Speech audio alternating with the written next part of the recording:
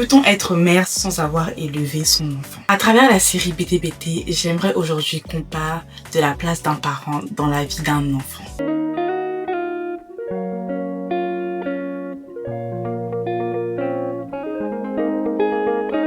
Coucou tout le monde, j'espère que vous allez bien. Aujourd'hui, on se retrouve pour une nouvelle vidéo. Je suis très heureuse de vous retrouver.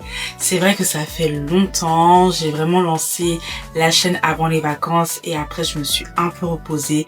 Mais aujourd'hui, je reviens avec de nouveaux sujets. Pour ceux qui ne me connaissent pas, moi, je suis une africaine sur TikTok. Je fais des revues et des analyses de séries africaines, notamment sénégalaises. Et si aujourd'hui, j'ai ouvert cette page YouTube, c'est justement pour pouvoir faire des focus sur des sujets qu'on peut voir dans les séries. Aujourd'hui, on va encore revenir sur la série BTBT et on va s'attaquer aujourd'hui à un sujet un peu profond. On va bien évidemment parler du cas de Nogaï, Daba et Mami Tako. Je pense qu'il est important de présenter d'abord le personnage de Nogaï avant de parler de tous les autres. Alors dans la série BTBT, on peut voir que le personnage de Nogaï est la sœur jumelle de Juma.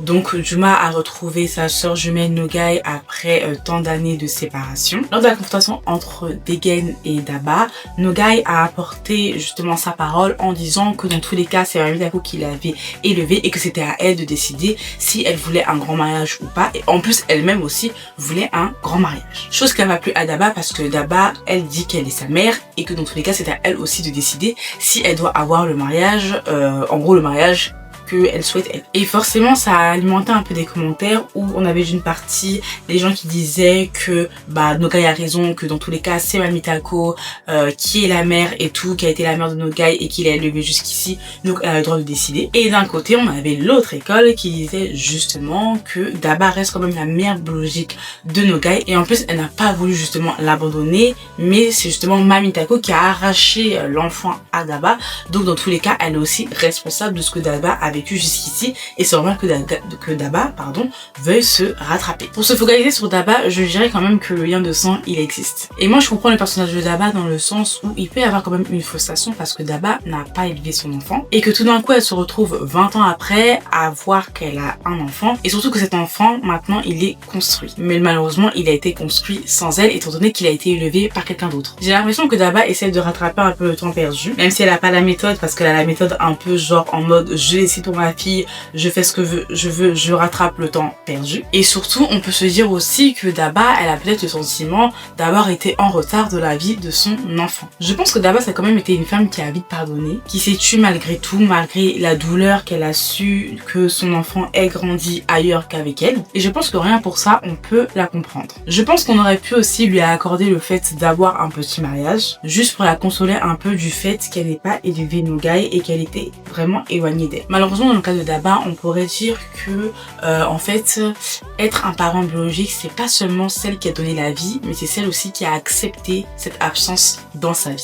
Ensuite, on va parler aussi du rôle de Mami Tako. Parce que je trouve que le rôle, il a été mis beaucoup de côté. On n'appuie pas suffisamment ce qu'elle a fait parce que ce qu'elle a fait est quand même gravissime. On va essayer de nuancer les propos sans excuser l'acte initial. Si on regarde au niveau du positif, on dirait que elle a quand même transmise de bonnes valeurs à Nogaï. Elle l'a quand même bien élevée. Elle a été une présence constante pour elle sans faille et a jamais montré à Nogaï qu'elle avait été une enfant adoptée. Donc c'est vrai que Nogaï n'a jamais manqué d'amour avec elle et tant mieux. Mais si on regarde bien, son acte reste quand même condamnable. C'est super grave de faire ça et je trouve que ça a été même égoïste de sa part. Son amour pour Nogaï ne peut pas justifier tout ce qu'elle a fait et surtout qu'on sait pourquoi elle l'a fait. C'était surtout pour sauver les apparences de sa fille qui jusqu'ici avait été beaucoup accusée de ne pas faire d'enfant et voici que malheureusement l'enfant était décédé, donc c'était un peu compliqué toute cette histoire. Donc elle a pensé avant tout à son image, alors oui à l'image de sa fille aussi pour pas qu'elle souffre, mais aussi à son image parce qu'on sait très bien que quand une fille souffre dans son foyer,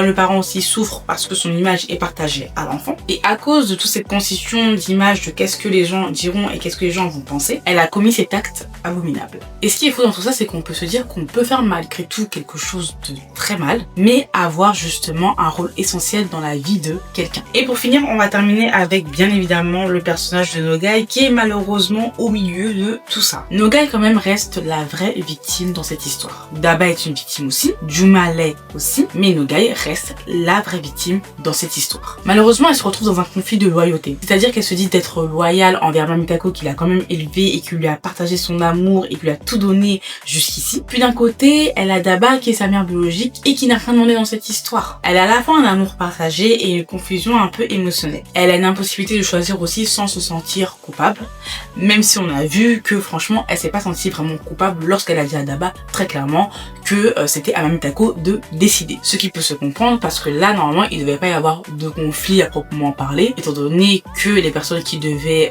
apporter les moyens pour faire le mariage en avaient. Donc c'est sûr qu'elle comprenait pas à ce moment-là. Mais ce qu'on peut malgré tout se dire, c'est de ne pas accabler Nogaï dans le sens où elle a mal parlé à Daba, où elle lui a dit que oui, elle doit rester à sa place, etc., etc.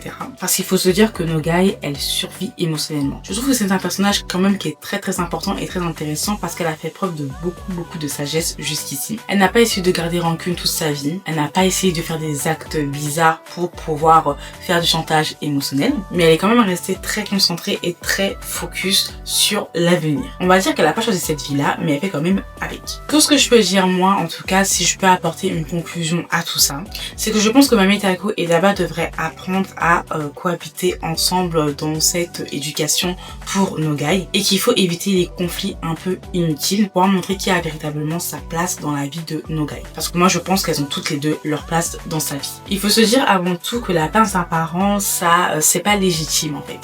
C'est pas parce que c'est le parent biologique que ça y est, ça donne tous les droits. Même quand on a un parent biologique, je pense que la place d'un parent, ça se construit. Et parfois, malheureusement, il faut même la partager avec d'autres personnes. Ça peut être un oncle, ça peut être une tante, ça peut être un adulte du quartier ou un éducateur. Mais en tout cas, c'est une place qui se construit. Et je pense que jusqu'ici, Daba devait chercher à construire plutôt sa place qu'à vouloir imposer des choses parce qu'elle veut rattraper le temps perdu. En tout cas, j'espère que cette partie de l'histoire vous a tout autant marqué que moi, ça m'a marqué. Je trouve qu'on n'a pas laissé suffisamment de place à cette histoire alors qu'elle était vraiment très intéressante et très poignante aussi. Mais je pense que ça peut nous tendre à réfléchir pour nous qui sommes par exemple des tantes, des oncles ou même des parents et se dire que rien n'est acquis dans la vie d'un enfant et qu'il faut savoir avancer petit à petit dans l'éducation. Maintenant, j'aimerais vous demander, pour vous, c'est quoi un parent? C'est plutôt un parent biologique, c'est-à-dire celui qui a le même sang que vous, ou c'est plutôt un parent éducateur, celui qui apporte plutôt sa présence avant tout? En tout cas, si tu as apprécié cette vidéo, je t'invite à la liker, je t'invite également à t'abonner et surtout à apporter ton avis